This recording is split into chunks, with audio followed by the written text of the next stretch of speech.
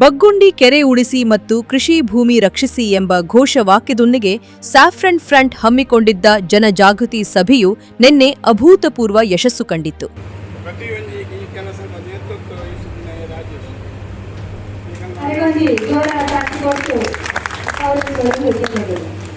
Saffron front ಮುಖ್ಯಸ್ಥರಾದ ರಾಜೇಶ್ ಪವಿತ್ರನ್ ಅವರು ಕಾರ್ಯಕ್ರಮದ ನೇತೃತ್ವ ವಹಿಸಿ ಭೂಮಿ ಕಳೆದುಕೊಂಡ ರೈತರಿಗೆ ತಕ್ಷಣ ನ್ಯಾಯ ಸಿಗಬೇಕೆಂದು ಗುಡುಗಿದರು. ಬಗ್ಗುಂಡಿ ಕೆರೆಯನ್ನು ಉಳಿಸುವಂತಹ ಕಾರ್ಯಕ್ರಮ ಅದು ಆಗೇ ಆಗ್ತದೆ.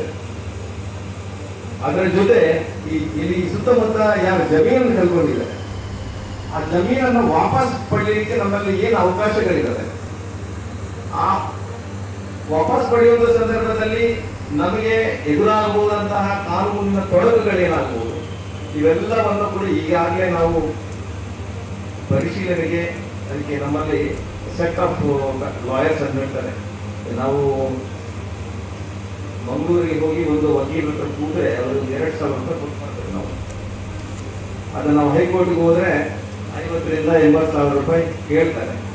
ಇಂಥ ಸಂದರ್ಭದಲ್ಲಿ ನಾವು ಈಗಾಗಲೇ ಸಂಘಟನೆ ಚಟುವಟಿಕೆ ವಶಪಡಿಸಿಕೊಂಡ ಭೂಮಿಯನ್ನು ಬಳಸದೆ ಹಾಗೆಯೇ ಬಿಟ್ಟಿರುವುದು ಅನ್ಯಾಯ.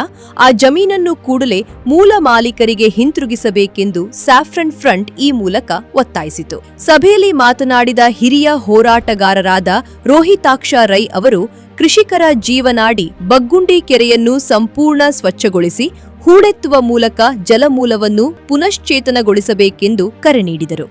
ಈ ಮಹತ್ವದ ಸಭೆಯಲ್ಲಿ ಜಿಲ್ಲೆಯ ಹಲವು ಪ್ರಮುಖ ಗಣ್ಯರು ಮತ್ತು ನೂರಾರು ಸ್ಥಳೀಯ ನಿವಾಸಿಗಳು ಪಾಲ್ಗೊಂಡು ಕೆರೆ ಉಳಿಸುವ ಹೋರಾಟಕ್ಕೆ ಭದ್ರವಾದ ಬೆಂಬಲ ಸೂಚಿಸಿದರು. ಕೃಷಿ ಭೂಮಿಯ ಮರುಪಡೆತ ಮತ್ತು ಹಸಿರೀಕರಣಕ್ಕಾಗಿ ಮುಂದಿನ ದಿನಗಳಲ್ಲಿ ಕಾನೂನಾತ್ಮಕವಾಗಿ ಸರ್ಕಾರದ ಮೇಲೆ ಒತ್ತಡ ಹೇರಲು ಸಭೆಯಲ್ಲಿ ನಿರ್ಧರಿಸಲಾಯಿತು. ಇನ್ನಷ್ಟು ಸುದ್ದಿಗಳಿಗಾಗಿ ನೋಡ್ತಾ ಇರಿ ಸೌರಂ ಟಿವಿ.